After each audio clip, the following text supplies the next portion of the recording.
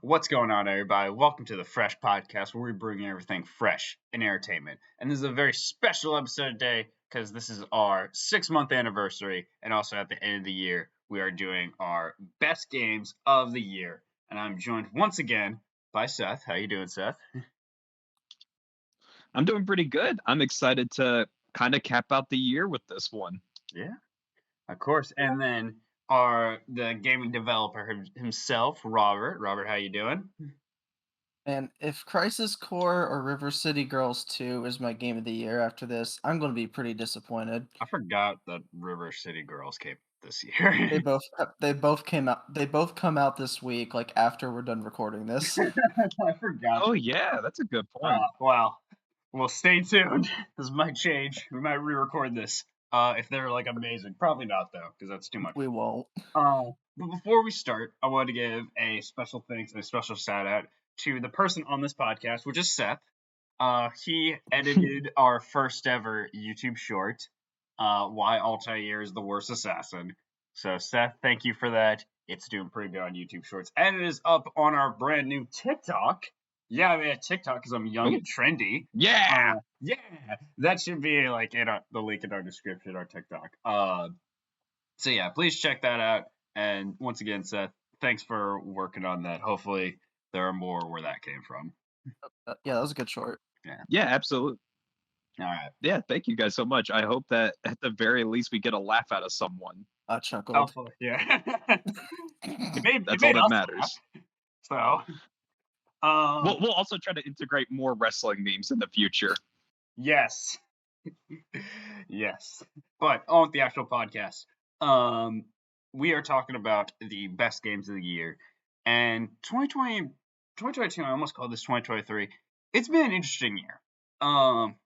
Because there have been some good games out, but at least for me, since I have not played either Elden Ring or God of War, because I'm not a big Souls person, I don't have a PS5.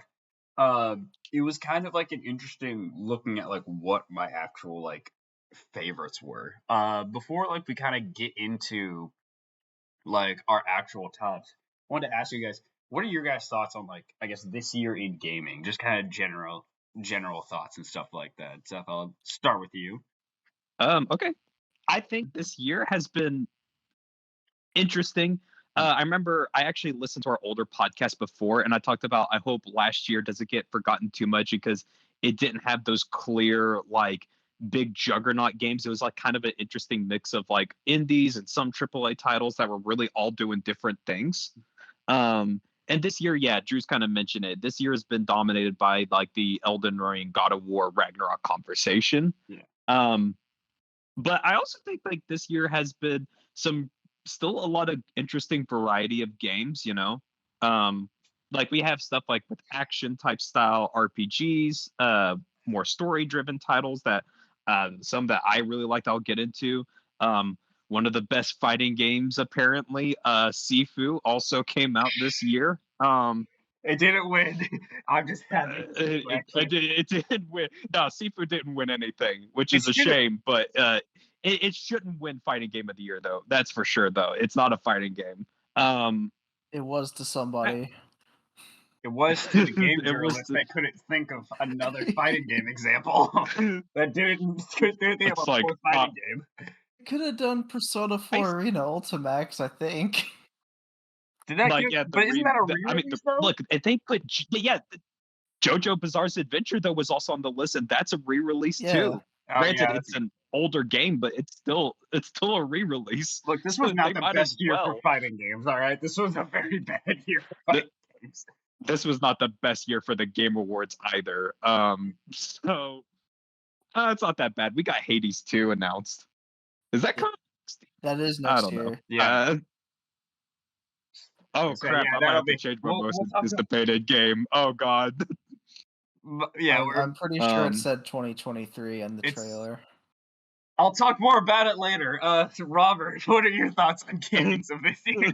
I don't want to get too much away.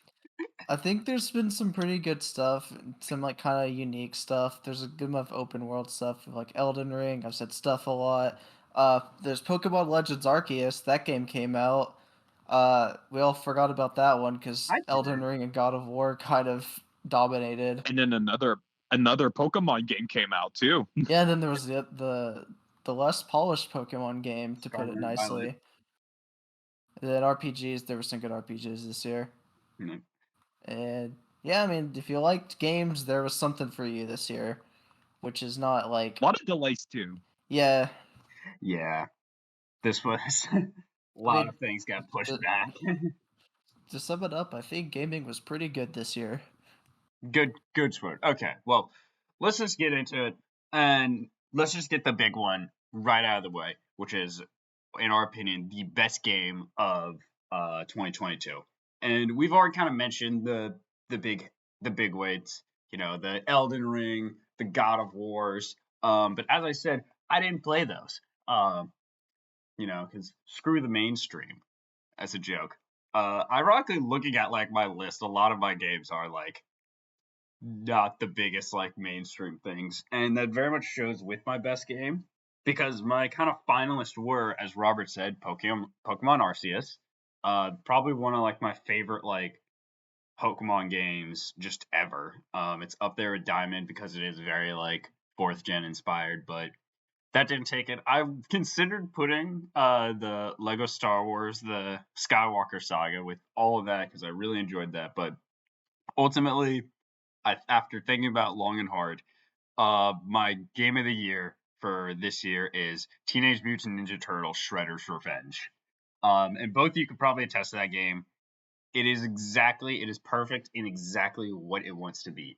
It is an arcade game. It is fun. It has amazing music. If we were doing a soundtrack like category, I still would probably put this one for best soundtrack. I freaking love the soundtrack for this game.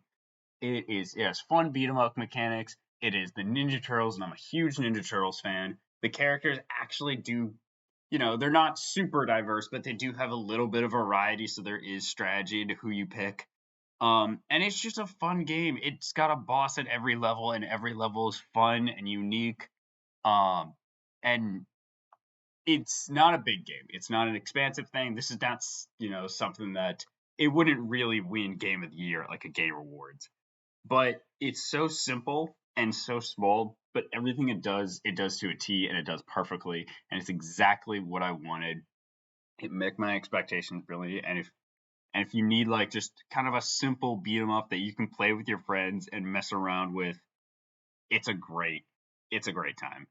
Um, Also on Xbox Game Pass. yes, and on game, I was like, there's That's our something Game I'm Pass. Yep. skipping. Yes, the big thing. Please, Game Pass, sponsor this podcast. It is on Xbox Game Pass. So if you have Game Pass and you're not lonely, you got a couple friends, boot it up, play it. It is a great time.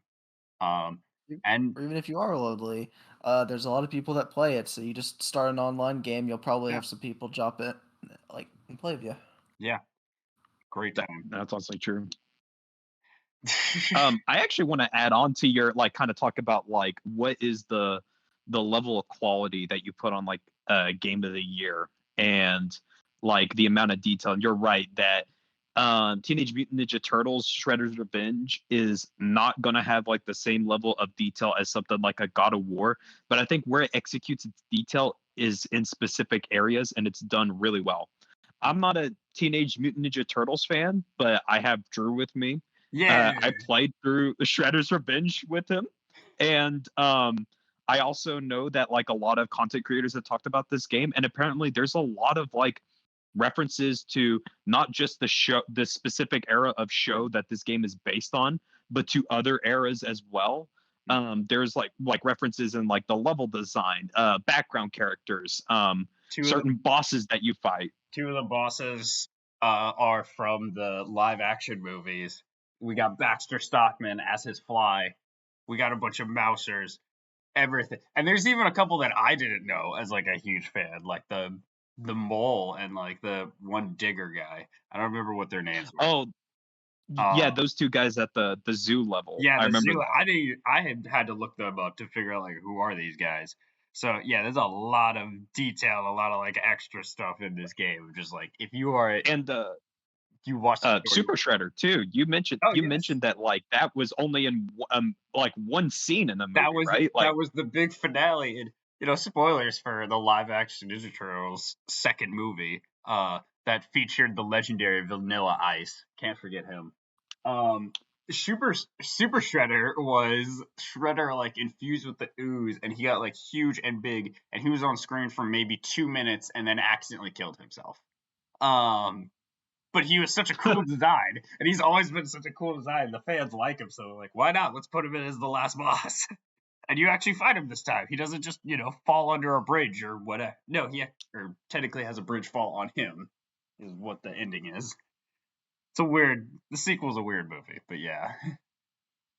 He was also a tough boss fight too. I was kind of shocked by like the difficulty spike in it. It's definitely got that old But arcade feel where it's just like sometimes the boss will just beat you up, like put more quarters in the machine. Just make you like its bitch pretty much. But also you mentioned like the music is great. I remember specific tracks like pretty much any sequence where you're flying as the turtles has an amazing track to it. I found like pretty much any of those levels. Mutants Over Broadway is probably the best song, and that is one of those levels. Oh yeah, and I'm trying to remember another detail. Let's see.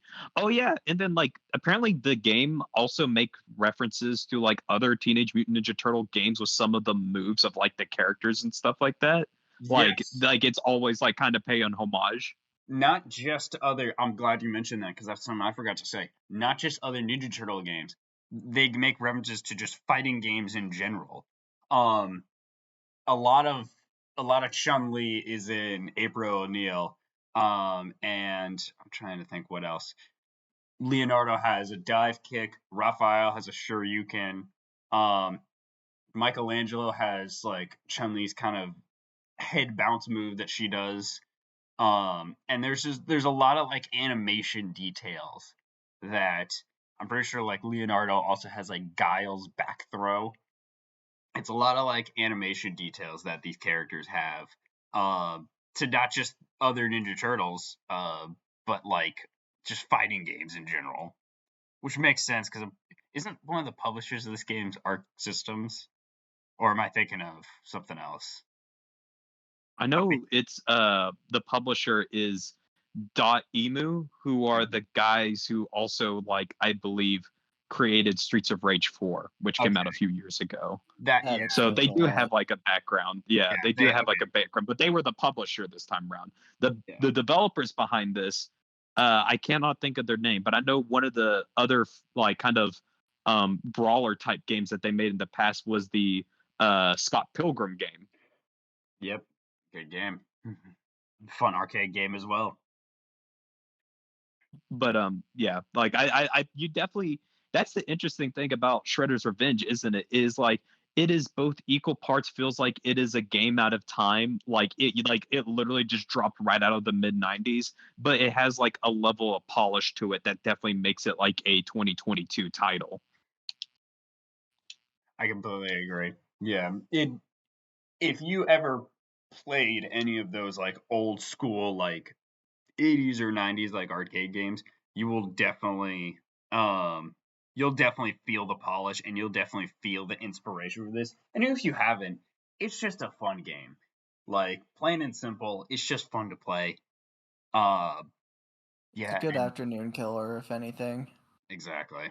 There's now complex story. It's something you can do while like having a movie on or like talking to friends in the background. You don't have to like go hyper focused in like some of these other games. It's just a fun time.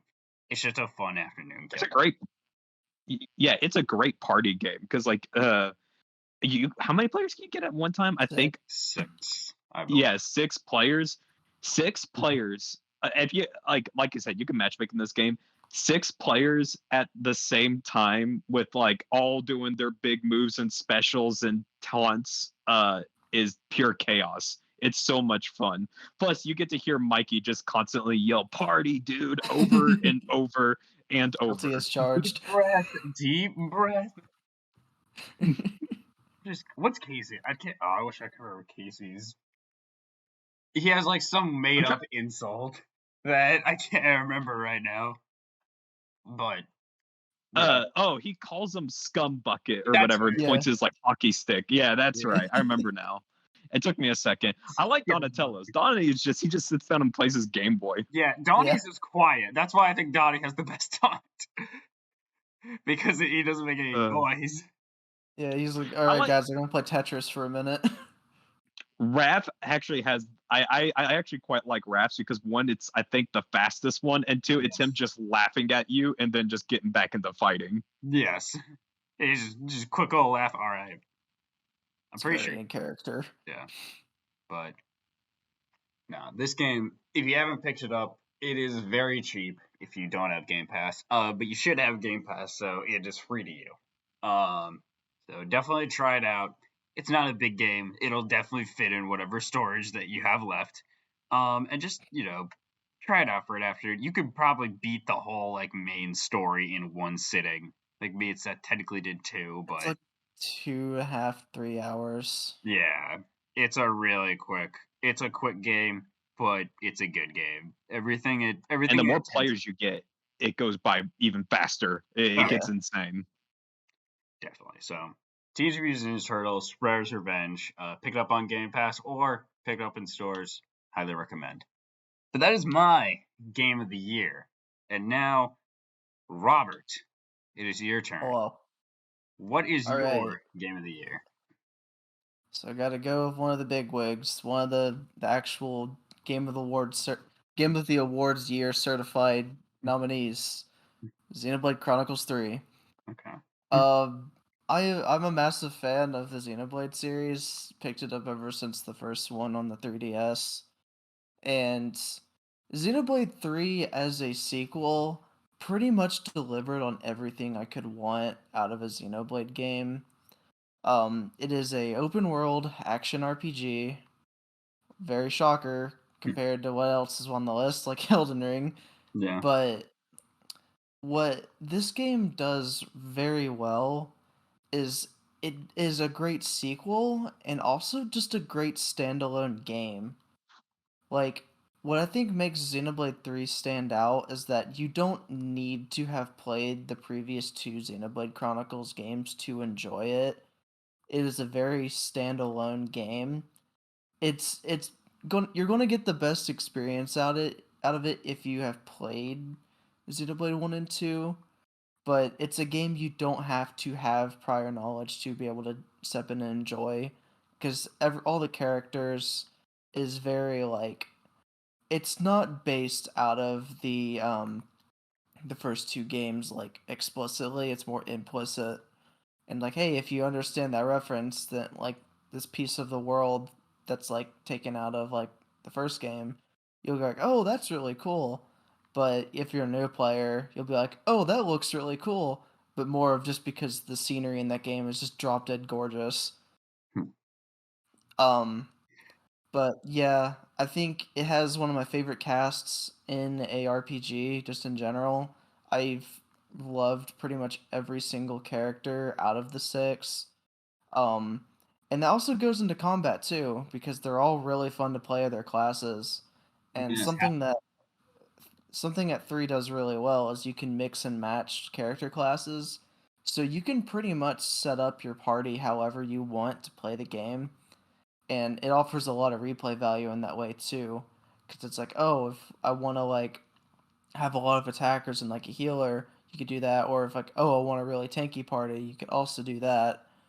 And there's just a lot of different like subcategories in the healer tank damage dealer like archetypes that I think the combat works really well with.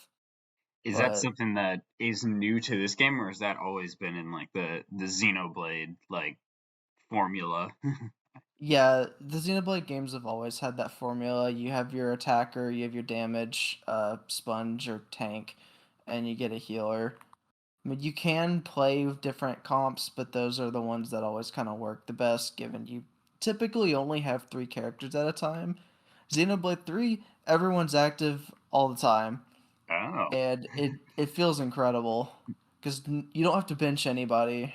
Like, everyone's always Hmm. there, and it just feels good to have that in like an RPG because it's like if you're playing a game like Persona It's like, yeah, you have your 4 people out like at the start, but it's like, what are the others doing?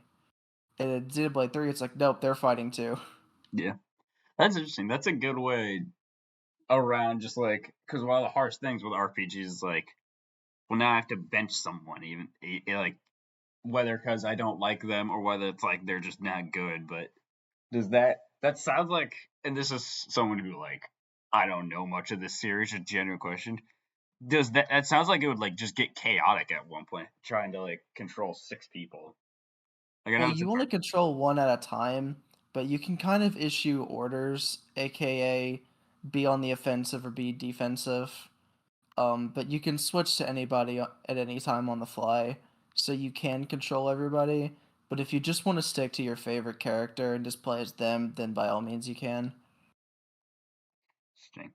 Like Yeah. the AI is pretty smart in that regard. All right. Huh.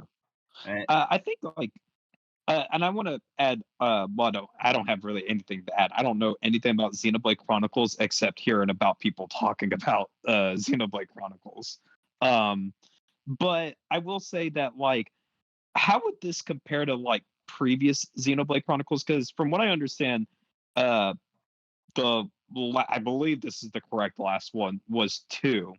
I'm not sure if there was Yes. like another weird spin-off name. Okay, that one had a bit more of a mixed reception, didn't it? Yeah.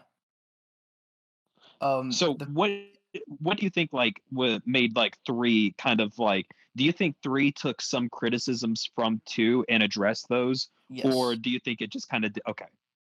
Yeah. So, basically, what it does better than two is that it starts off a lot faster paced. Because that's a lot of people's problem with two is that the combat is kind of slow starting off. Like, you have to kind of wait for your character to auto attack to build up an art to use, and that would kind of get boring. But with three, they like speed up like how the combat works. You start out with all your arts ready instead of having to build them up. Um, and they kind of mix a lot of the gameplay styles from one and two. Like one plays more like a single player MMO with like ability cooldowns and all that, and then two is a little more kind of like leaning towards an action RPG, but still with those like MMO esque elements. Like you build up your arts based off of like your auto attack rather than like waiting on a cooldown. Which good idea, but they didn't execute it the best in two, and they just do a better job like easing you into the combat in three, and they also don't like overabundant like tutorials, because that's like a problem with like the second game in particular, is that there's just so many tutorials that don't explain how to play the game that well. hmm, It's easier to pick up Xenoblade 3 and understand what you're doing. Interesting. So okay, so like I said, I have no experience in Xenoblade Chronicles, and whenever I've looked up gameplay of like a lot of these games, I'll be honest, it's a lot. The screen is like completely coded in like numbers and cooldowns and like hotbars, and it's like, oh my god, how do you begin to navigate this? Do you think Xenoblade Chronicles 3 is a good starting point for someone who's never touched one of these games before? Would honestly say yes. Um, because a lot of like how you do your actions is you hold like a trigger on your controller and press a face button, if I remember right. So they're all mapped to like face buttons for your abilities. So you just press a button and you do your attack, as opposed to like having to scroll through a menu in real time. Like that's kind of what the first game has you do, and it can get a little like convoluted at points. But three is like very streamlined in terms of like just picking up and understanding like how to play it. My only caveat again is if you haven't played the first two games, for the story you may not get as much out of it, but you can play the game without having played the other two. like you can still understand what's going on, but it Yeah. probably will It not mean it's as much. it's very like um you don't need a lot of background knowledge to play it. It's very self-contained in that world. Hmm. Like everything is in relation to like the world of Ionios, as opposed to having to worry about all the worlds in like 1 and 2 as well. Interesting. Ooh. Huh. I think that does make it feel a little bit more digestible as a game, where it's like I can kind of come into this established world and be introduced to it. And while I may not be able to catch everything, it still Yeah. seems like I will have a good time on my own just for like what's there to be experienced. Am I incorrect Yeah. in saying that? That's pretty much about right. Everything is kind of references either through like dialogue or character designs or just like elements of the world. Like they do take some set pieces from 1 and 2. Without getting too much into spoilers, it does kind of combine the worlds of 1 and 2 in a way, but they don't bring as much attention to that as much as they want to tell their own story with it because they don't want to completely just ride off the coats of 1 and 2. They kind of wanted to do their own thing with it, and I think it worked really well that way. Okay. I know I'm just firing off like a bunch of different questions at you, but I've really there's only two that I have left for you, Robert. Okay. One of the things is that this Xenoblade Chronicles 3 did get nominated for, though I believe was best music. I would love to hear your thoughts on that. But another thing I would like to have you think about is what is the key element about Xenoblade Chronicles 3 that made it your game of the year? Because like I'm really interested. What was the one thing that was like, this is it. This is the thing that really made it like the best game of 2022 for me. So I'll start off with the soundtrack question. I think it definitely deserved to be nominated. Um, I can understand why it didn't win, just because personally I think it's the weakest soundtrack out of the three Xenoblade games. Like I enjoy its soundtrack a lot, but I don't Yeah. find a lot of the tracks as memorable as like the I, first two I, games. I'm, There's I'm something sorry, I really. can't help but think there's like a meme where I'm just thinking of where it's like the Chad dude and it's like the weakest Xenoblade Chronicles Yeah. soundtrack and it's just this massive muscular dude. I'm Yeah. sorry, that's all I could think No, you're about. okay. There's something really funny to me as well. I'm just like, tell me about the soundtrack, man. It got nominated for best. What about meh? Is kind of the response I get. Like, yeah, Yeah. It's like meh. this is the weakest one out of all of them actually. Like, honestly, you should Yeah, check out the that's just real my stuff. opinion. It's Yeah, like, look, just go onto YouTube and look up the soundtracks to 1 and 2 if you can manage to yeah. find an If upload you of want them. some real music, man, look up 1 and 2s. Yeah, if Nintendo hasn't taken them down yet. Oh yeah. Okay. Well, sorry to interrupt you. No, I'll keep Yeah. the last part brief. What made it my game of the year? It was just the combat for the most part. Because it pretty much fixed like every issue I had with the combat of 1 and 2 combined.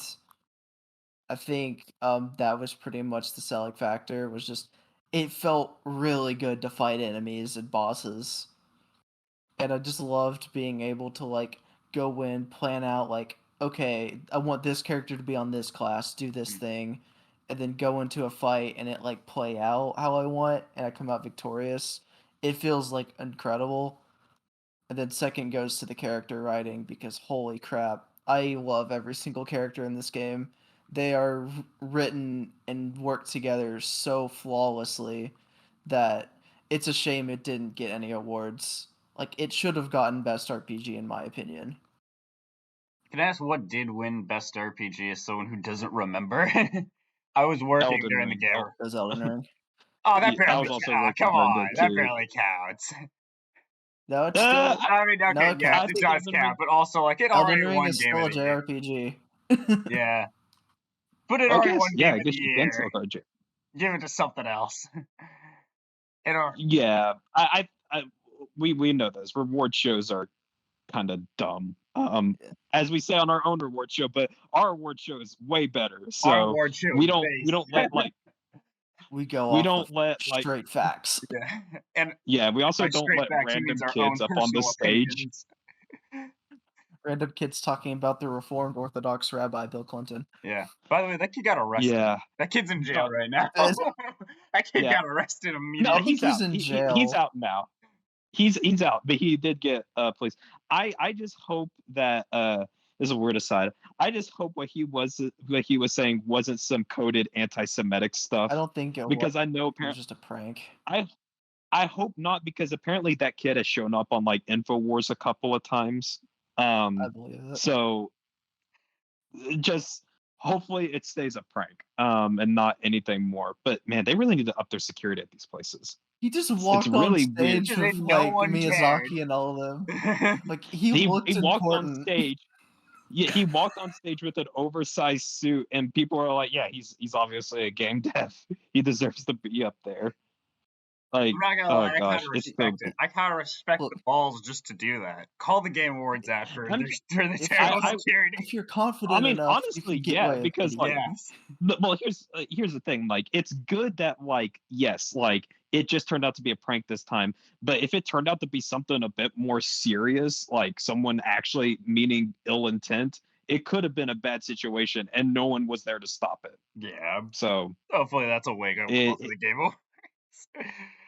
Okay. also maybe less ads too. That would also be nice. Sorry, Yeah, we're not. this is This isn't. This isn't this the is no game. longer Yeah. This is the this is fresh no fire. longer a we're criticizing the Game Awards here. Yeah. This is the Fresh Podcast Awards, and so we're different. No one's gonna interrupt this thing, except like Yeah, we maybe got like the a peasant. freshies. Yeah, except maybe like the freshies. That's what we should call our audience. All right, but Robert, thank you for saying your game of year. Where can you play this game? Where can you play Xenoblade?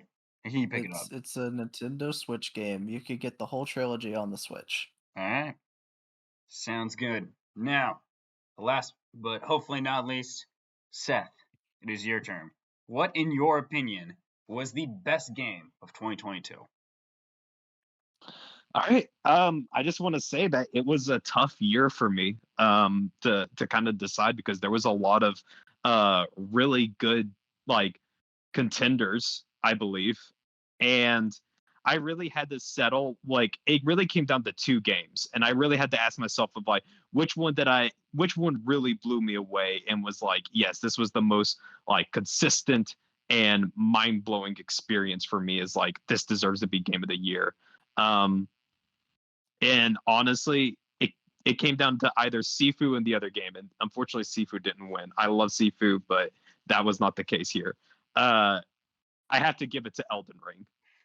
It's kind of like a cliche answer, but I think Elden Ring is kind of for me personally, the defining game of 2022. I think we're going to be feeling the effects of its philosophy to game design for a long time.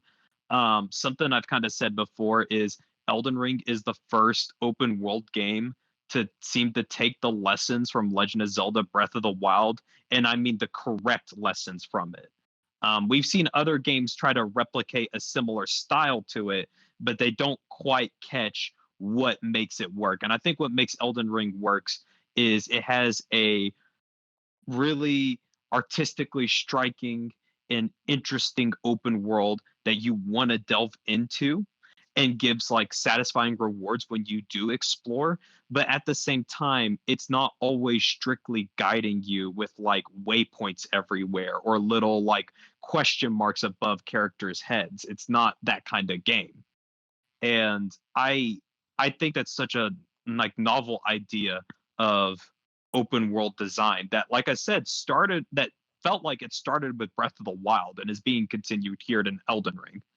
um the the part that really gets me when I think about Elden Ring, of like why I think it's game of the year, is I remember doing some sort of like, it's a pretty quest, but some sort of side quest, and they tell me like, okay, you got to go to this place underground. I'm like, okay, I'll go to this place underground. So I had to go to this like weird elevator in the middle of the woods, and I get on this elevator and it just starts going down and then down and down and down, and it feels like whole minutes pass. I'm like, God, how deep does this go?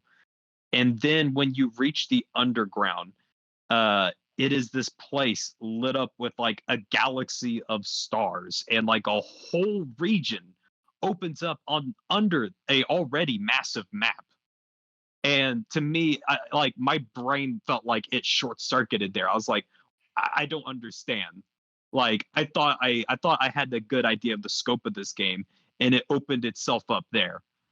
That was Well, only the first time. That happens like 3 more times when I play this game. that happened to me when I got to the second area, Liurnia. I'm like, wait, oh my gosh, there's more to the map, and that's not even it. It keeps going after that.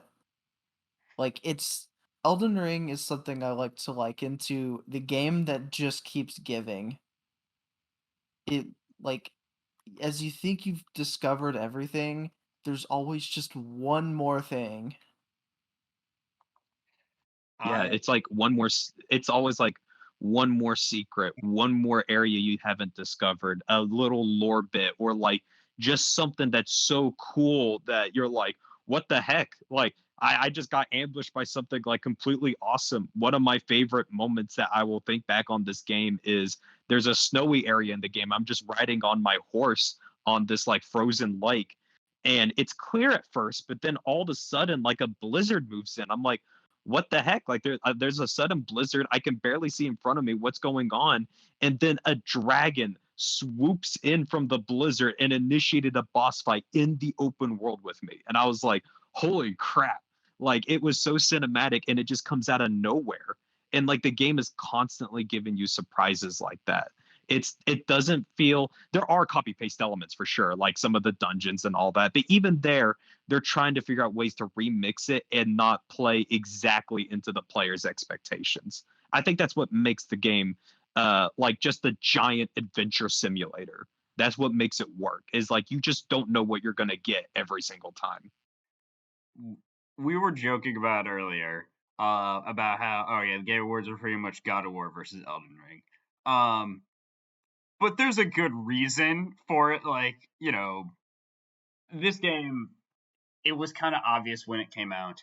And I have not played it myself because, as I said, I'm not the biggest fan of Souls game, but it is definitely the one that has captured my attention the most, and the one that very much is like, if I ever were to play it, this probably would be the one that would like get me into it. So maybe one day, but for right now, on just visuals and the way it looks, and like from what I've heard about the game, it's obvious why this game is super loved.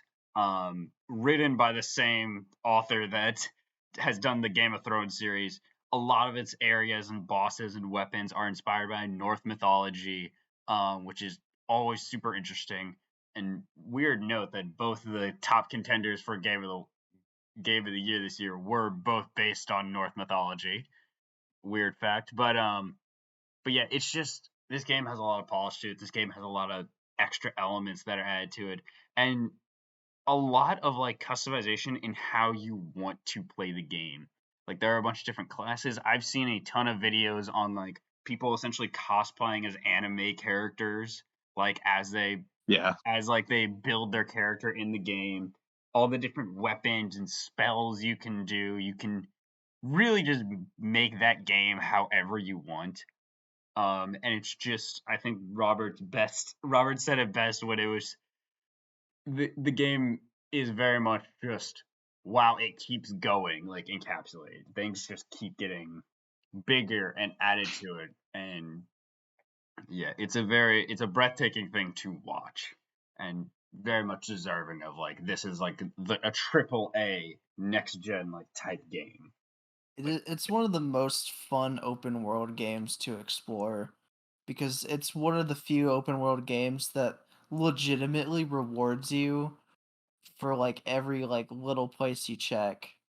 Like if you check somewhere, there's usually some kind of item. Even if it's not like super important, there's something there to reward your curiosity.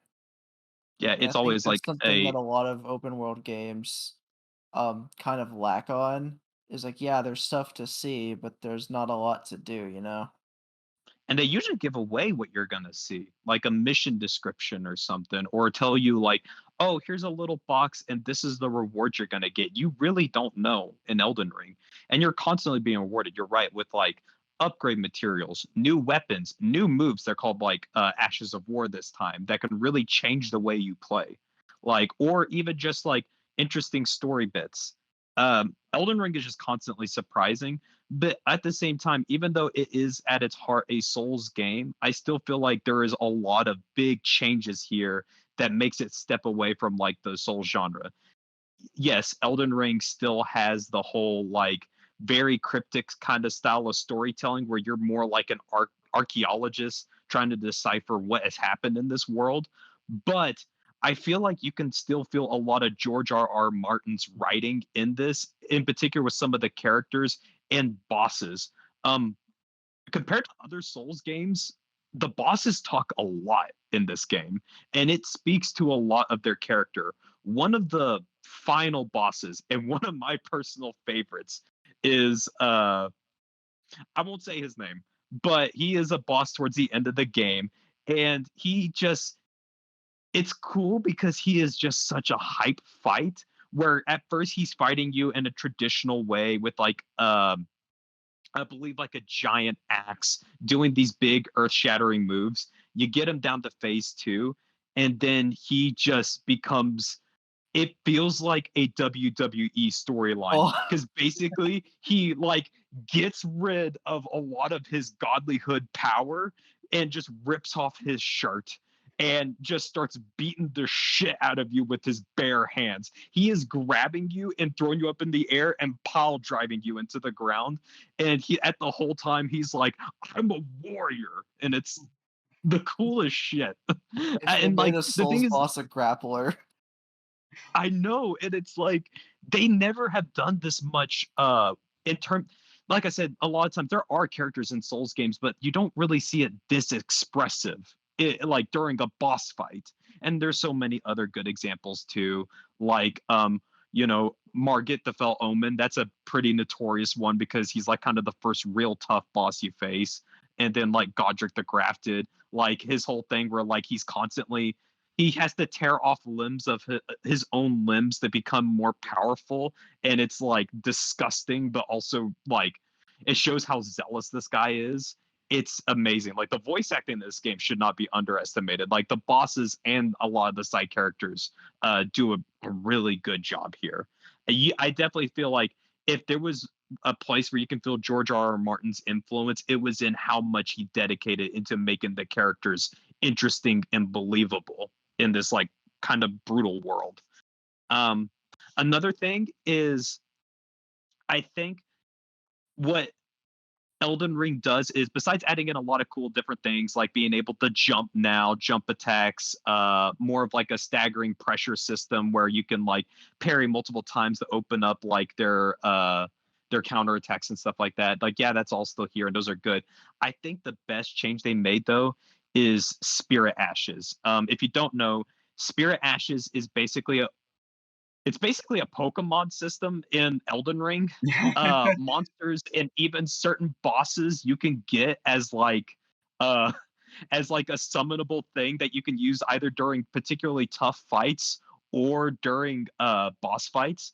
And it's really helpful because in typical Souls fashion, one of the ways that people have always kind of said like, oh, if you're having a hard time with a boss, try summoning a player or like something like that, which is nice, but the problem is like, like look at Dark Souls. That game came out in 2011. How likely are you going to be able to find another player? Like, yeah, back in its heyday when there were people playing it, sure, but now it's a little bit more difficult if you really need help with a boss. But by having Spirit Ashes, another upgradable collectible thing in the game, it sort of helps future proof it so that like players who come to this later and might struggle with certain bosses, even if they don't have other players to play with them, they can find these Spirit Ashes and upgrade them and use them. Um, I think that's like one of the best decisions that they ever made with this game. It's so cool. I just to tell you how cool the Spirit Ashes is, one of the ones you can unlock is basically a clone of yourself. So you can have two of yourself with like the same build and abilities fighting a boss. It's really cool. They nerfed it a bit, but it's still awesome. Still sad I never got it till like I was 90% done with the game. Oh yeah, because it's a side quest. I forgot Yeah, about it's that. optional. Like you do it as a Oh, part of like a major side quest to get one of the game's endings. but if you don't like do that quest line, or you just happen to like miss the gaping hole in the ground for it, yeah, Not gonna lie, Robert, I it's feel like that digitally should have been made. obvious for you.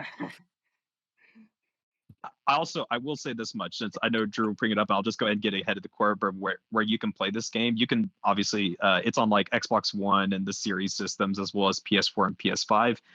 I think honestly though, if you can and if you have a system to run it, try to get it on PC, because the things I've seen that the modding community do in just a little less than a year with this game is kind of insane, because they have literally, okay, I'm just gonna go on a weird tangent because I love the modding community so far. I shared this with Robert. There's a video where someone has basically put Virgil in the game, where you have his move sets with Yamato, where he can do like judgment cuts. It's cool. And there's also like another like mod that allows you to use, like, that basically is like a Kratos mod from like God of War, where you get to use the Leviathan axe and do like all these like crazy moves, like throwing it out and like freeze attacks. It's insane. The modding community deserves a big shout out, because I think that's going to add just more longevity to this game. And special shout out to the Seamless Co-op mod. It's where you don't have to summon to play with your friends, and it works a heck of a lot better than normal co-op. That's awesome. I've also seen mods where like people have like changed their character and like the bosses themselves to look like anime characters. Like I've seen ones where it's I like mean, that's like in every Souls game. yeah. Oh, I love that. That's great. So yeah. Yeah. Definitely check out Elden Ring. Seth, thanks for answering the question that I was gonna ask. So yeah, it's pretty obvious why this won Game of the Year, and it also deserves winning ours. Um Now, with that said, that is 2022 in a year, but we don't always play games the year they come out, because for whatever various reasons.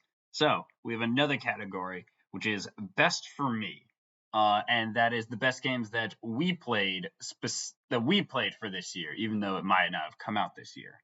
Let's switch up the order. Robert, what is your best for me game? So, similar to last year, where it's like I tried out a new game from a franchise that got me into a franchise. Last year was Metroid. This year it was Resident Evil 4. If anyone knows me, I do not really like horror games. I stay away from those. I don't like the spooks.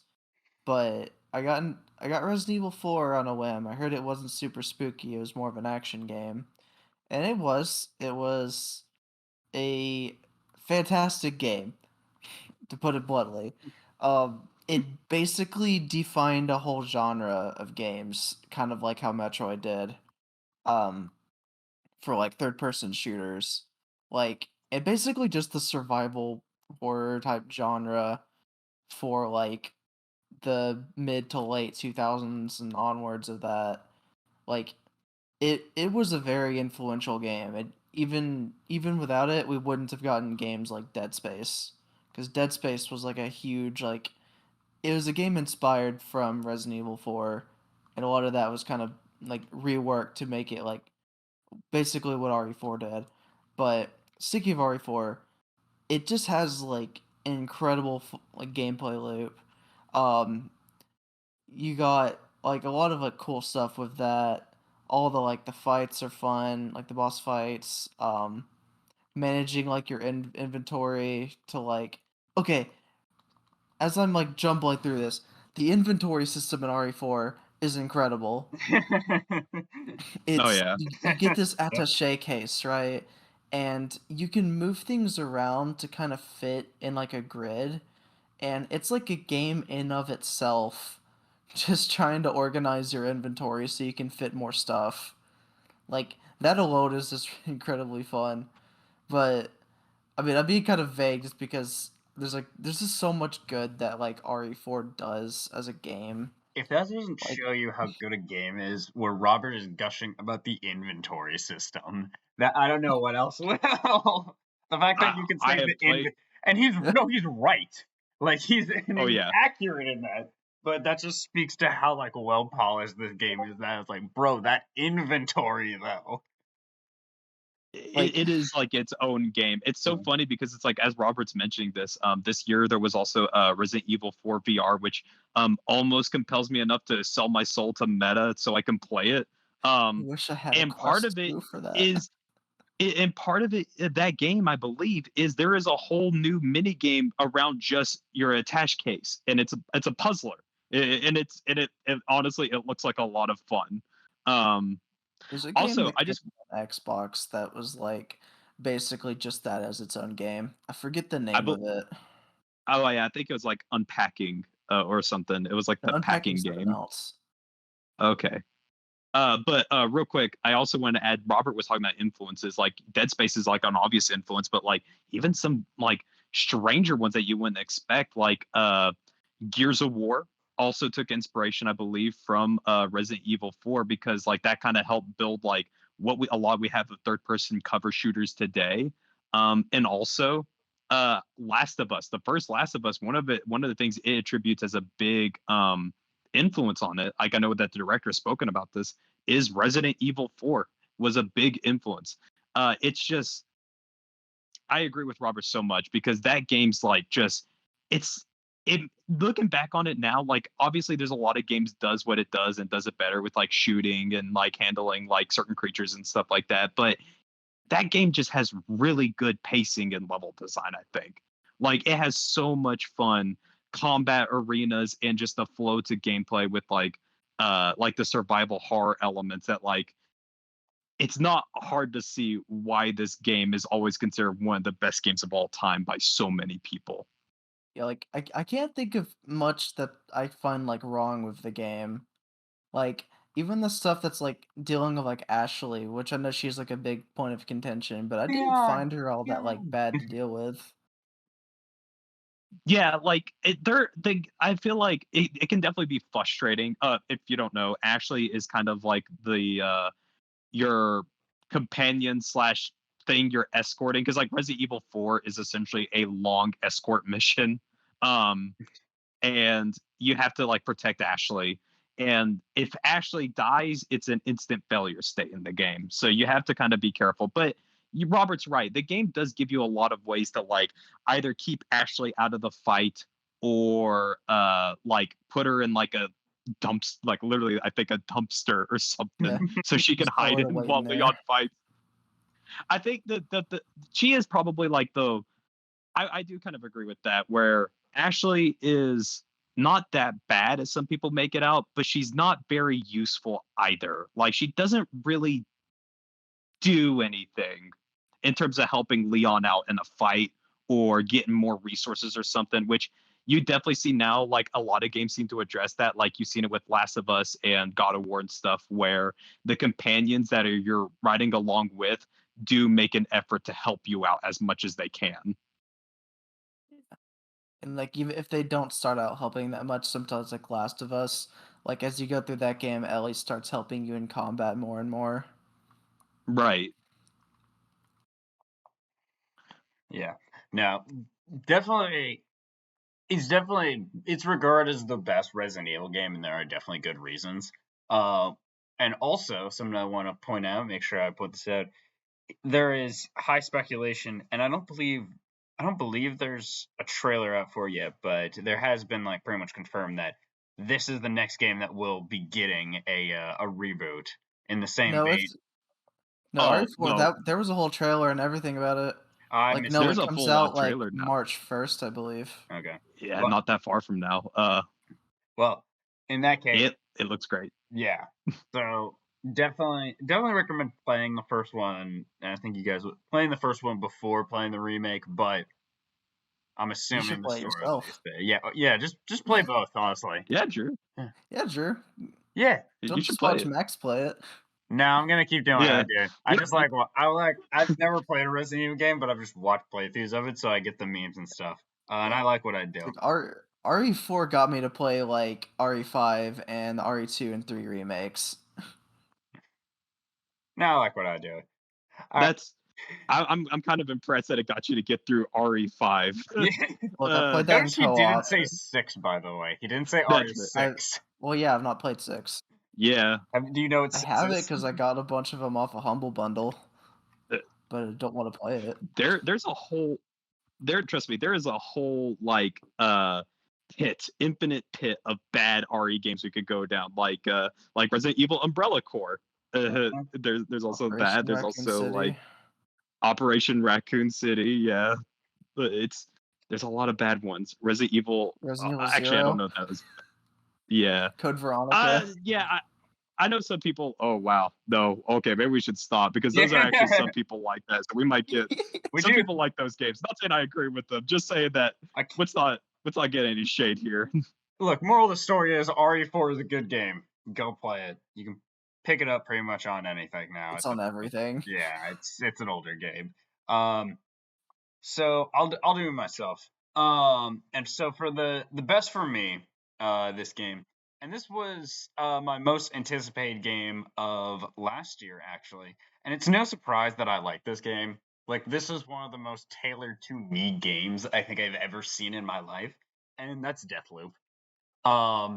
One of my favorite gaming series is the Dishonored franchise, specifically Dishonored 2. I love the freedom in that game. I love the characters. I just love the versatility and like the powers. And Deathloop is all of that into a roguelike, except now it's a new world. Kind of. There's a theory that it might be the same one, but that's not for here. It's a new world, new characters, and a totally new system where if you die, the day resets, and you have to figure out how to stop this loop. And I'm trying to be as broad as possible because I don't want to talk specifically about the game because very much play it yourself. It's a great game. It's a great feeling game. It was so much fun to play. I knew like from like a couple early trailers on the like I'm gonna love this, but unfortunately I was not able to play this last year because it only came out on PS4. But do you PS5. imagine It wasn't on PS4. what? Hmm. Anyway, did I say? I think I meant to say PS5. Wasn't that Yeah. PS4? No, it wasn't. Oh, It was a PS5 exclusive game. Oh, Yeah. I didn't realize. Okay. I meant to say PS5. I think I said 4, my mistake. Anyway, now it is but now through, marketing and deals, it is on Xbox and on Game Pass. And it's a blast to play. The characters are all fun, unique. The different levels, well, technically there are only 4 maps. There are multiple different cycles of the day, and the maps change pretty differently, especially with enemy like placements and what you're actually able to do on what time of day you go in. So there's a lot of reasons to go back through areas you've already been through, and it's just a kind of game where you really like you. It feels good exploring. It feels good learning more about this world. All the weapons feel, impactful and fun to play, and the powers themselves are a lot of them exactly how you remember them from the Dishonored, and even the new ones they add are quite fun. Havoc is quite a quite a drug.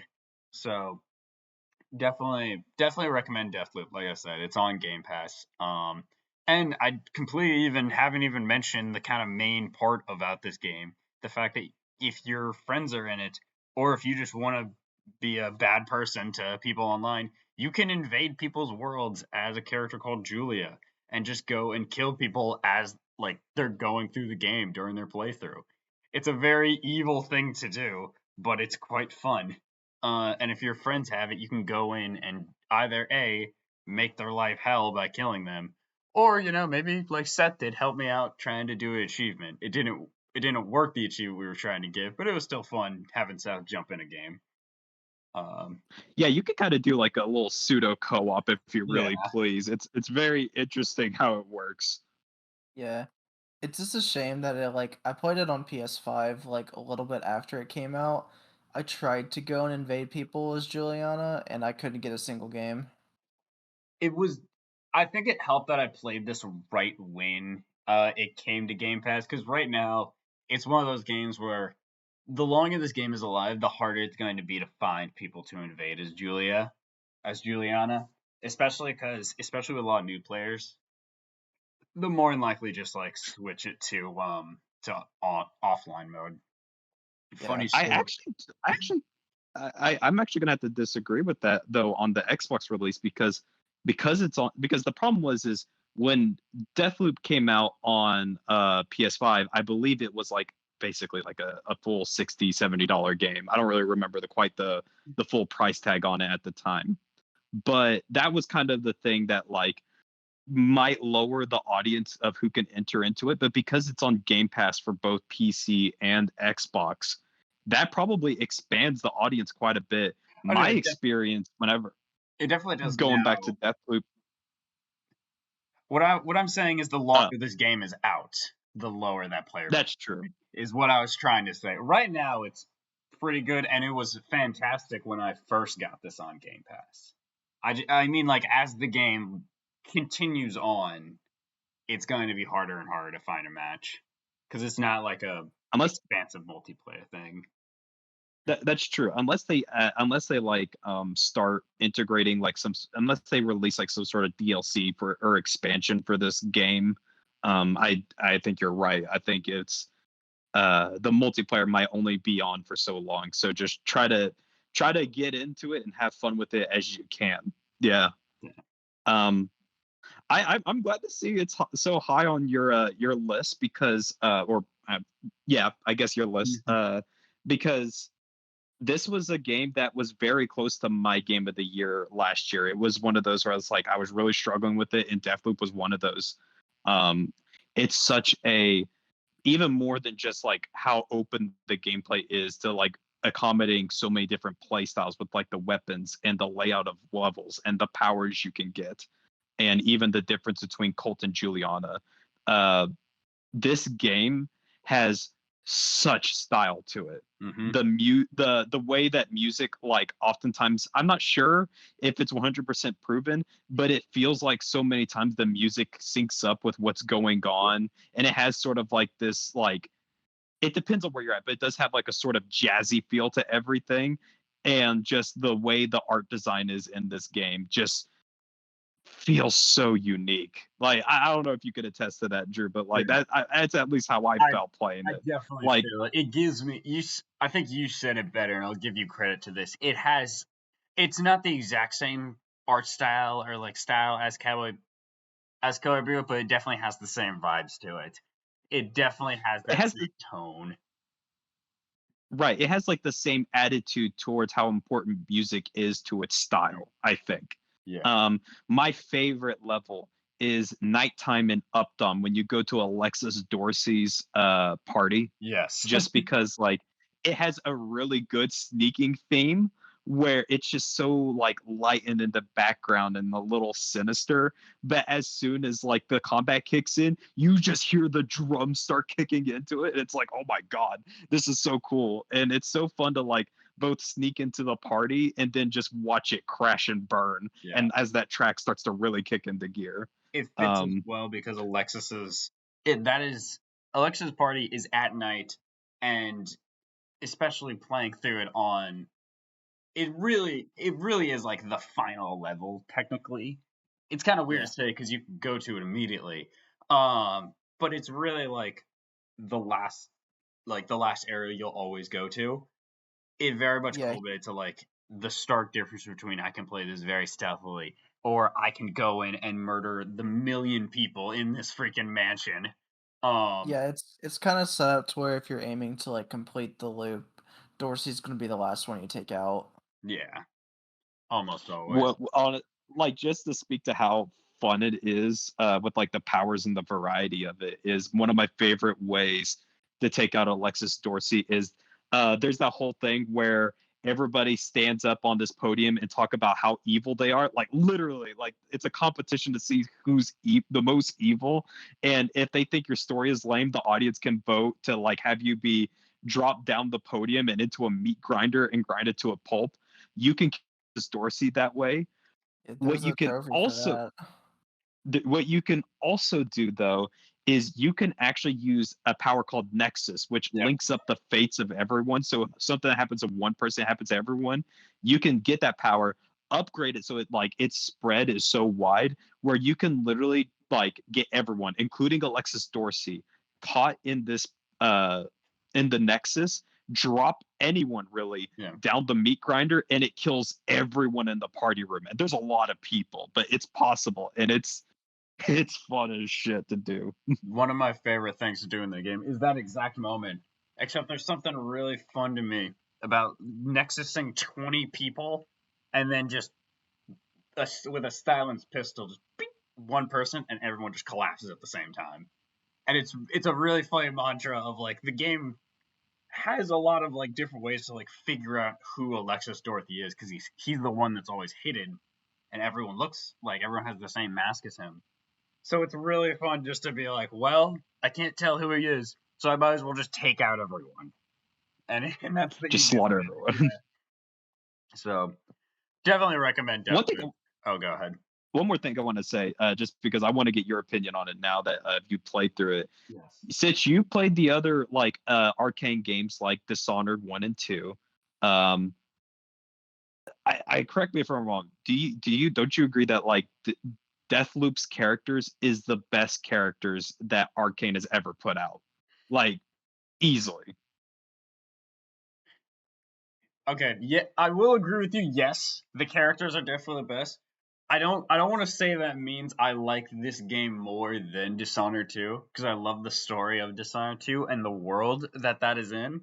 But if we're talking just characters, well, 1,000% yes. Colt has so much more personality and character than anyone in Dishonored 2. Not just the main characters, not just the villain, anyone. The interactions between Colt and Juliana are some of the funniest parts. Like they're talking through the entire game and they have so much chemistry and really good, just like really funny moments between the two of them.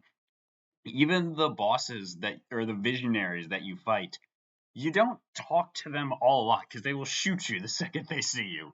But you get so much character from them through like either them speaking through the loudspeaker, or if you try to just read up on them, or if you just by sneaking them and seeing how they interact with each other. I wholeheartedly agree. The characters are really what sell this thing, especially Colt. Colt is a great main character, and his interactions with Juliana like really sell this game. I agree. God, like I don't know if they ever could do it, but if they do like a Deathloop 2, God, I would take another game with Colt. His voice actor did such a good job. He was one of my favorite performances of last year, honestly. I could see them He's doing. so funny. Yeah. He is hilarious. The coach is. They're also one of my favorite things, and I don't know if this is like a real. It feels like a character specific things, but it's just anytime you are idle with a weapon, Colt will kind of just start playing with it. Whether it's one of your slabs like ability or an actual like gun, he'll just kind of start messing around with it. One of my favorite ones is if you have like this specific dual wield pistol, he'll put them up next to each other and then like make them go away and then have them do like a little like quick draw thing. It's really dumb but really funny, but just kind of speaks to this character of he can get serious and he does want to stop the loop, but he is like he's joking and he's funny and he just has a lot of character behind him.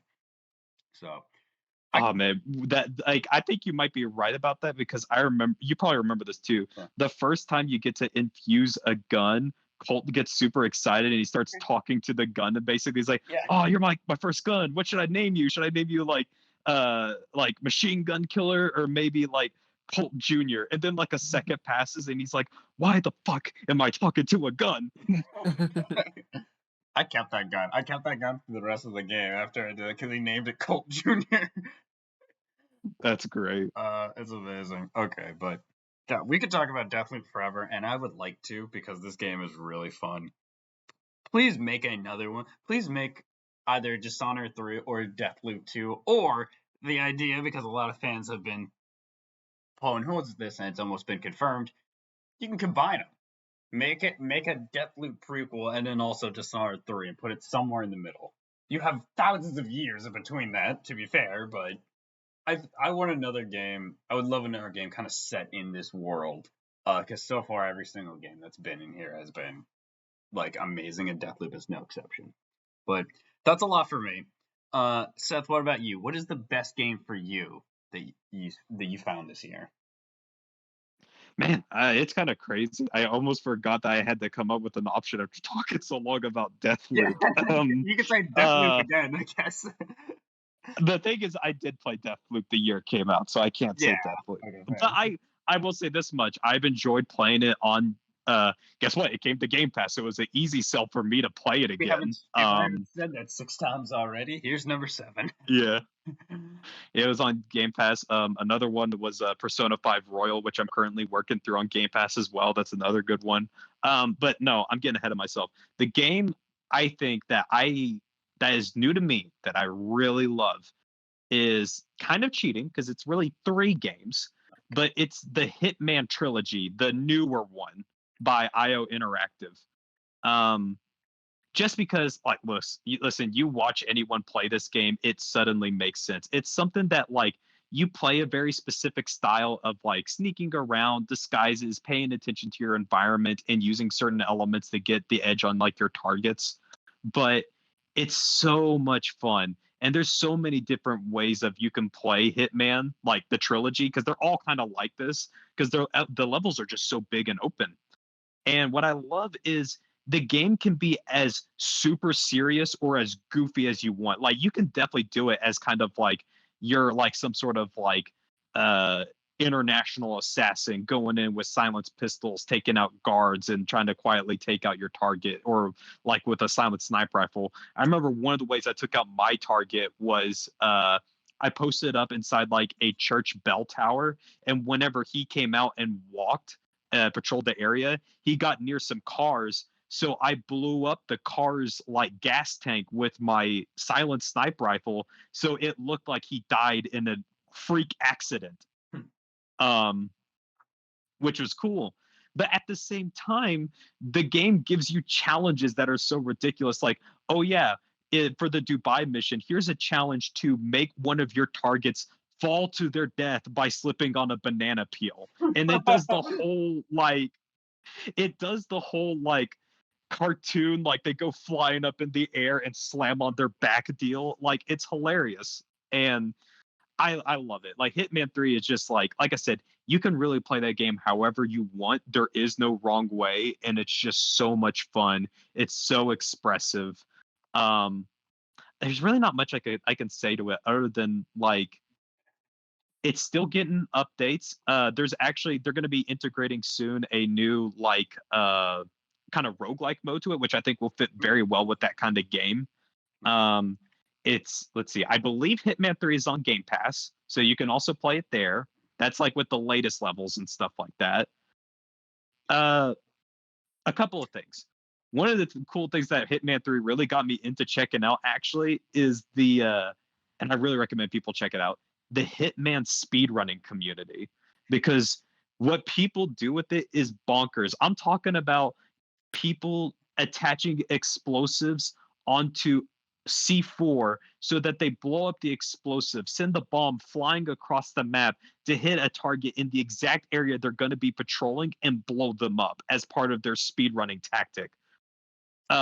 It's like crazy stuff like that, or the muffin strategy where you use a muffin to, like, since you can't jump in Hitman, what you do is you break a muffin on the ground, so walk up on it and it gives you just enough to walk onto a ledge and kind of break the game so you can run around anywhere. The Hitman speedrunning community is fantastic. The things they come up with makes it just so much more bonkers. It's fun. um the thing that's really cool though is IO Interactive. I mean, they're still going to be updating Hitman 3 with like new content and stuff, but they've already made clear that their next big project that they're working on is a James Bond video game. And if you play the Hitman games, there are always these like lavish, super modern and chic places. Like it's everything from like the tallest building in Dubai to a art museum turned into a fashion runway in Paris to a hotel in Bangkok hosting up like celebrities and film stars and music and musicians. Like they always have these such pristine locations that it's so easy to see how they're going to pull off a James Bond game, and that gets me even more excited. So yeah, that's Hitman from me. So I like to imagine with Hitman there's just someone at like Interpol or wherever this man works for that just like is just writing up these random achievements of just being like, I wonder if I just like tell Agent 47 to like kill him with rubber ducky, if he'll figure out a way to do it. And then 47 just always does it. Um, so an It idea. gets ridiculous. No, you're right. Like one of the challenges also is I believe, kill one of your targets by replacing their hot sauce with some sort of experimental fuel so they blow up. Jesus Christ. Okay. So Seth, question for you, and this is something that I've kind of like always thought about with Hitman. What would your thoughts be about if, and they would pretty much have to like redesign like whole levels for it, but if they did like almost like a co-op style type Hitman game? I know that already they said their next game is James Bond, so there's more than likely not the direction they're going. But what are your thoughts on if either Hitman 4 or they update Hitman 3 to have co-op levels, to have multiple 47s, like ones? Man, that would be fun. Like I do think that's one thing that's kind of lacking in Hitman 3. And I should clarify, with Hitman 3, you can still play Hitman 1 and 2 because all the levels are still built in the engine. But because of the way these games were released, some things were lost. One of the things that Hitman 2 had that I thought was really neat was it was more of a competitive multiplayer mode, but basically it was like horse but with assassinations, where basically you're competing with your like you're in your own worlds but it's split screen, and you're essentially competing with the other player to basically take out their target in a faster time or in a certain way, Hmm. to get more points, like silent assassin style, or not using a disguise or whatever. um that was cool. And that was only in Hitman 2, and they didn't bring it back for Hitman 3. So I definitely can't think, if they put in a mode like that, I definitely think IOI Interactive must have thought at some point we could do a co-op Hitman game. That would be cool. I would love it if they could update the game to have certain elements like that, because just imagining another like assassin to work alongside to like set up elaborate like assassination plans and stuff like that would be really fun. So I think it'd be, Hmm. I think it's a surefire win if they put the resources into it, Yeah. honestly. I'd never known about that horse game mode, but that sounds like the perfect game to put that in. That like I can't think of a Yeah, more perfect like style of game to put a horse type game. the sad thing is they just didn't bring it back. Like that's just the that and so like I mean it shows that they're willing to experiment at least. Like I mean obviously it's a big experiment that they're basically uh revamping the entirety of Hitman 3 to work as a roguelike mode, where you have like a base that you can carry and upgrade and go on specific randomized assassination missions with special constraints on it. Like that's cool that they're willing to go that mile. So who knows? Maybe a co-op mode isn't completely out of the cards for them if they hear enough buzz about it. Maybe, but that is only our hopes. Um, and that is not what we're talking about. That will be later. Our hopes. So thank you, and that was the best games for us for 2022. Now we are kind of on the last thing we'll talk about for this. Well, actually, no, not the last thing. But let's do our kind of, let's keep it on the positive train. Our biggest surprise of this past year.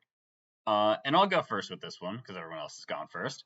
And originally I was going to put like probably Pokemon Arceus for my game, like my most surprised game, because but the more I thought about it, I was like, no, I could kind of see that coming, that I would like that. In reality, what was such a surprise to me, and this was a fresh pick that Seth showed us, and I finished this game in like one day. It is a little indie game that I don't think it's on Game Pass anymore. No, it's not. But it's a little indie game called The Artful Escape. And this is not like a high gameplay thing. This is not, a technical marvel of a game. This game really has the art style of if somebody drew the main character in MS Paint, but then tripped on acid for all the background scenes. Um, and this game is beautiful in the sense of like the backgrounds are amazing. The whole idea is that you are controlling this guitar player, and as you play your guitar, and by play the guitar I mean hold the X button, the background will change, and it's a visual masterpiece, and the story behind this was something that really like spoke to me as someone who likes to create content and likes to create stuff. The story behind this of a creator who wants to be more than what people think they are, but is also nervous that if I show my content to the people who think they know me, what will they think of me? And it's this weird fear that I don't know. It's this weird fear that you want the world to see you, but not your old hometown.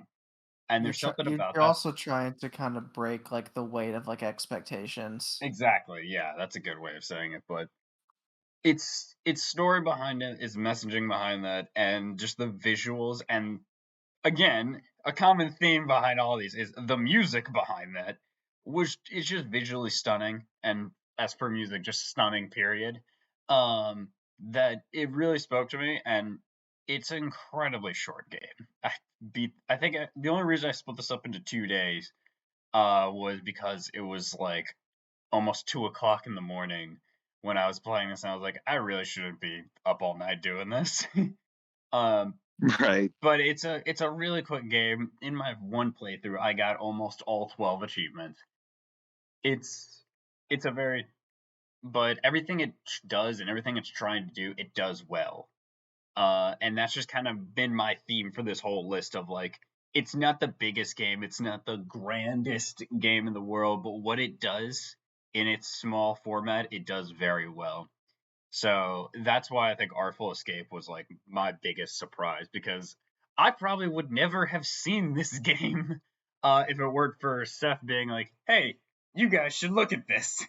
Yeah, On a I'm first, with you there. yeah, Yeah, it's on Game Pass. I agree. I was completely caught by surprise. That game was actually recommended to me by another friend who played it, Alex.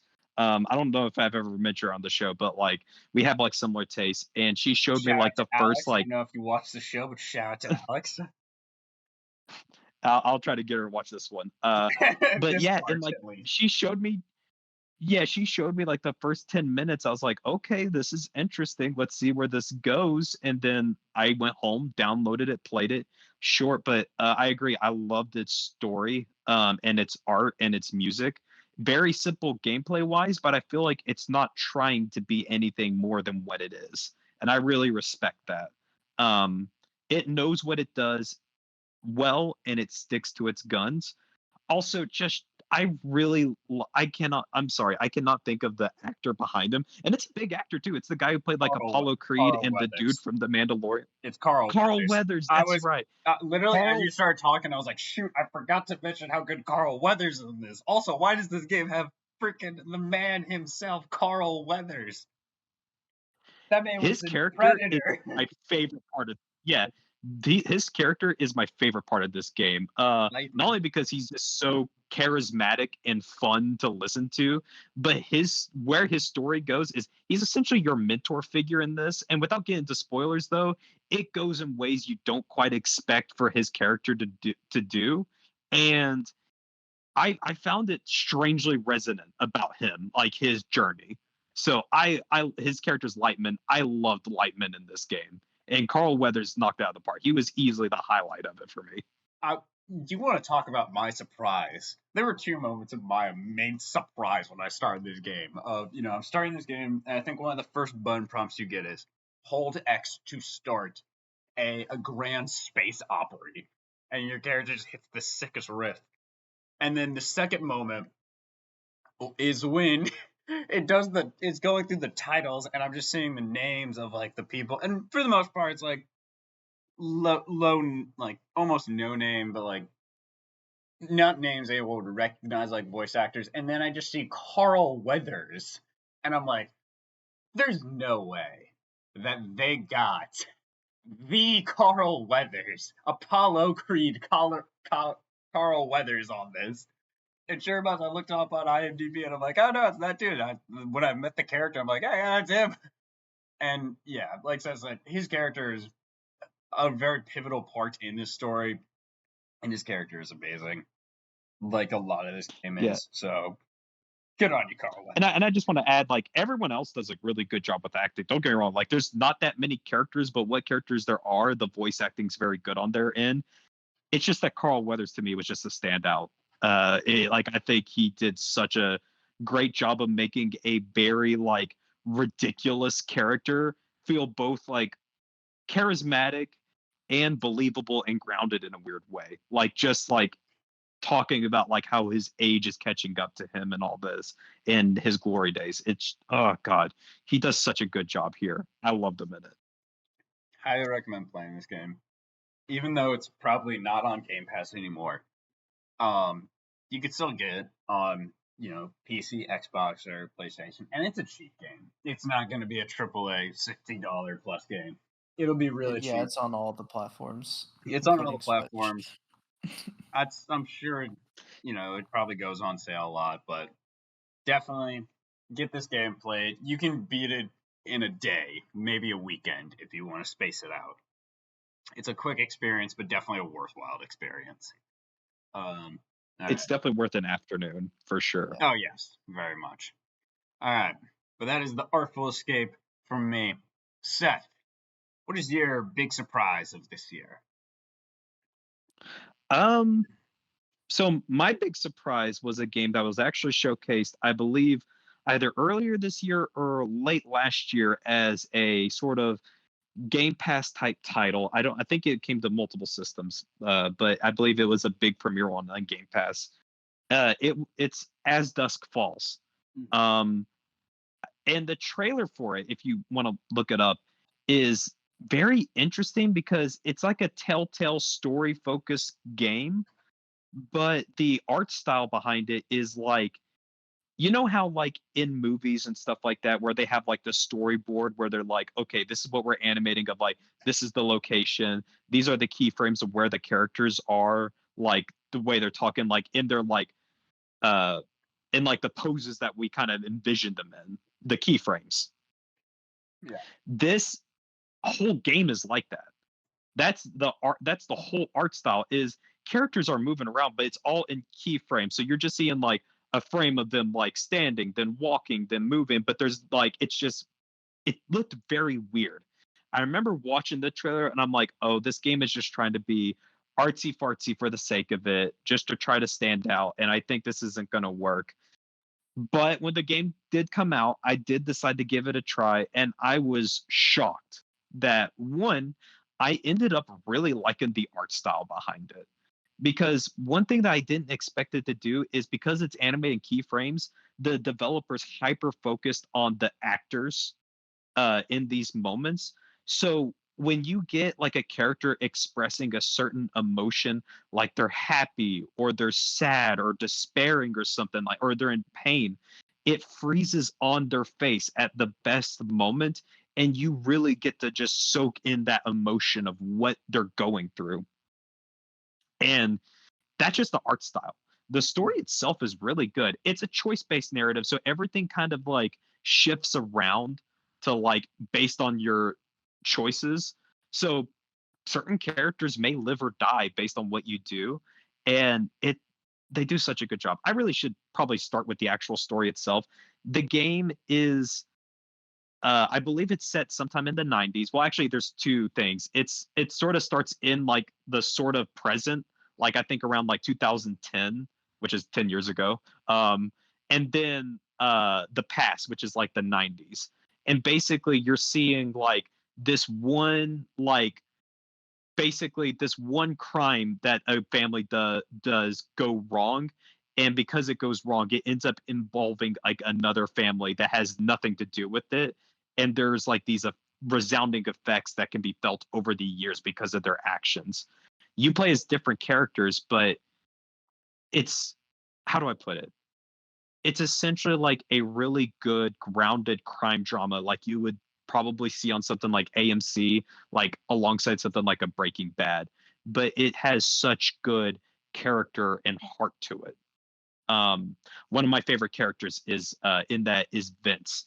He is like a father who just gets caught up with like whatever these criminals are up to. They take him and his family hostage, and he's just trying to work with whatever he's got to keep his family alive and safe. He just shows the performance from him. By the way, voice acted by the guy who plays as Adam from Deus Ex. Adam Jensen, that's it. He his relationship with his family, especially his daughter, is so loving and tender and so believable that you're like, I want this guy to make it through to the end. Like, I wanted to make sure my choices made sure that it resulted in him living. That's how invested I was. And there were other characters like that too, but Vince was definitely like a standout to me. Yeah. And it's like I said, it's a game that really hinges on its story and presentation, and without giving up too much, it does such a good job of weaving together this very complex narrative of all these moving parts together. And it tells, like I said, it's such a great story, really great art, really fantastic performances. And one of the cool things is you can play it with a friend. You can basically you can kind of set up a room and like either couch co-op or online, and you can also people can join in by downloading a free app on their phone to play. And basically you sort of vote on your choices of like, how does he respond, how does he act, and stuff like that. Or like, it's like I said, multiple protagonists. It's so cool. I was just so invested into like all these characters that it's just great, especially since you don't get a lot of like really grounded like story games like this. Like, stuff like Your Life is Strange and stuff, like, while cool, they all have like always some sort of supernatural element or something going on. But here it's just like, no supernatural stuff, nothing like that. This is just about regular people caught up in something that's like kind of beyond them, as in like this, like it's a crime that no one ever wants to go through, or a tragedy. Yeah. So great game, highly recommend it. I think I kind of had a similar reaction to you when I first saw it. Yeah, it looked keyframe animated, which is something I can do. And that really kind of threw me off, and that's kind of why I didn't really pay much attention to this game. But I'm glad that like hearing more about it, that it actually is like, no, it's a compelling story, and it is something that's like very worthwhile to like get invested in and like get involved in. So yeah, I Yeah, can't really like think of like I, anything else to ask for. once again, it's a tough game to talk about without spoiling anything. Yeah. I will say every character you can without this is just to help you out. Every character you play as can survive and other things, and you can affect their future too whenever you do decide to play this game. Can every character But die?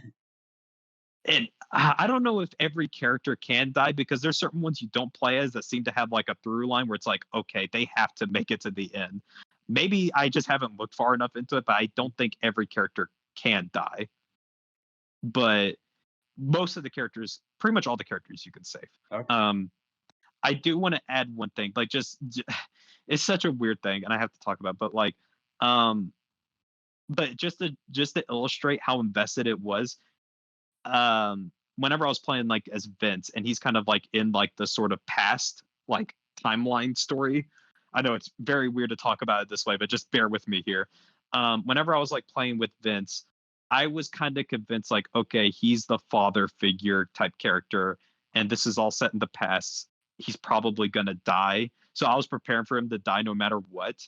And I remember a moment where like I thought like, oh God, this is it. Like everything's going horribly, and Vince is being faced with like an impossible choice. And it's basically this, without spoiling who it is, like another character who's obviously like way outclasses Vince in terms of like being able to fight, is kind of like, hey, you either stand down and let me do my thing, or I'm going through you.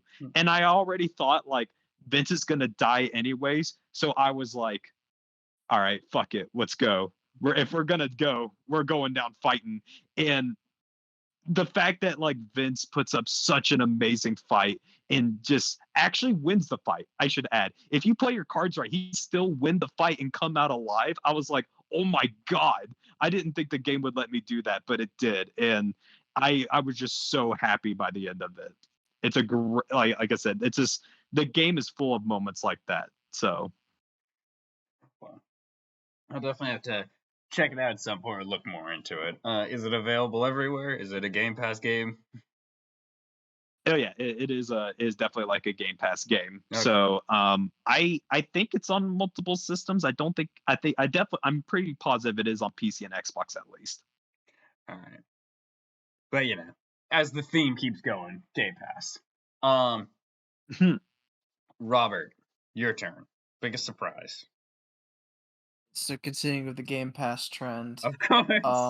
a nice little indie game that you may or may not have heard of called Vampire Survivors. That Oh yeah. game, that game caught me by surprise, and I got hooked. Like, it's a simple game, right? It's a 2D pixel art like roguelike survival game where you just see how if you can make it to the time limit. And there's only one button you can press, and it's the control stick. You walk around auto attacking all the enemies, and you would think, how is this fun? And it's just the power creep in that game is something else. Like there's a lot of different items you can try that attack the enemies in different ways. That makes it like, okay, if I want to try this kind of build, you can do that. And some items you can combine to make whole new items. And it's like there's a lot of creativity you can do with it. And a lot of the characters you can play as have different little like passives that can also influence your play style. And like it's just a simple game with a lot of depth to it, and it's on Game Pass. And if you don't have Game Pass, it's $5. You can play it on PC, you can play it on your Xbox, and as of the Game Awards, it is now playable on your phone. Oh So yeah, that's right. Oh yeah, I forgot about if that. if you want to try a nice, simple little indie game, just give Vampire Survivors a try. It'll be the best $5 you ever spend. I want to add to Robert's point that this game is both the perfect combination of tactics and smooth brain like gameplay. Because you're right, it's all auto attack and you just control the stick, so it kind of does it for you. But in terms of tactics, the game rewards you really when you commit to builds, is the best way I can put it. So you're always like, you're getting items and you're like, okay, I'm trying to think ahead. What is this? Can I combine with another item to make it into something really powerful that can get me through this? And basically the game just plays out like a arms race where it is you and the horde. And the horde is weak at first, but they're going to quickly outpace you if you don't keep up with them. So you're trying to figure out, like, how can I level up faster? What are the best items I can get? How do I stay ahead of them? But at a certain point, and it's inevitable, at a certain point, you just kind of become a god and you realize nothing can touch you, at least until the end of the time limit. Nothing can touch you. It's a very simple but very fun game. Just the I remember I was like, okay, I'm gonna try this because I want to fold some laundry, but I kind of want to play something too.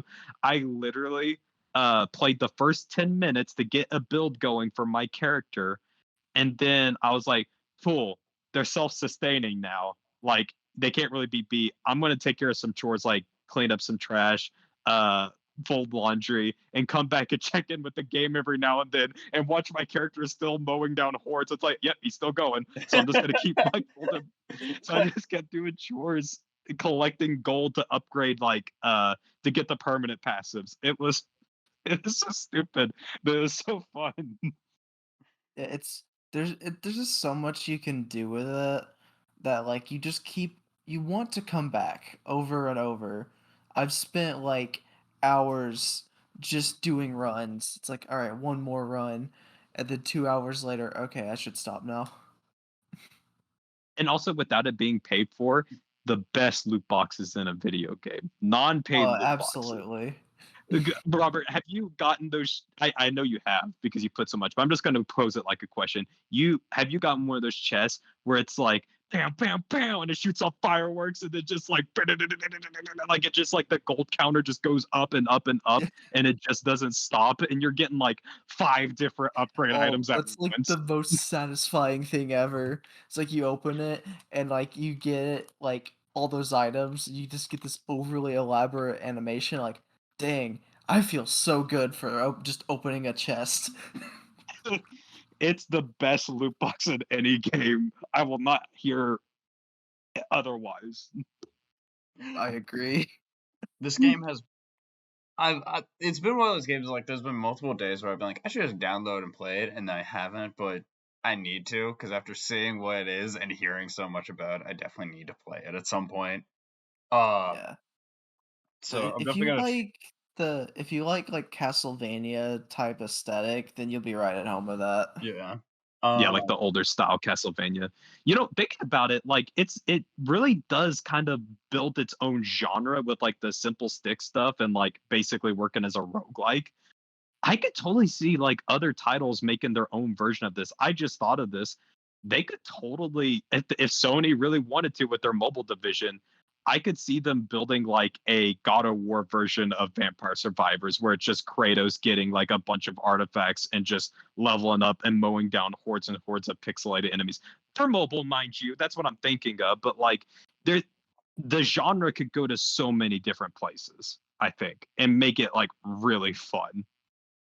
yeah, I can see it. Definitely a smaller title, but definitely it's clearly made a big impact because you two are not the only ones where I've heard like a lot of big noise about this game. For a very like simple premise.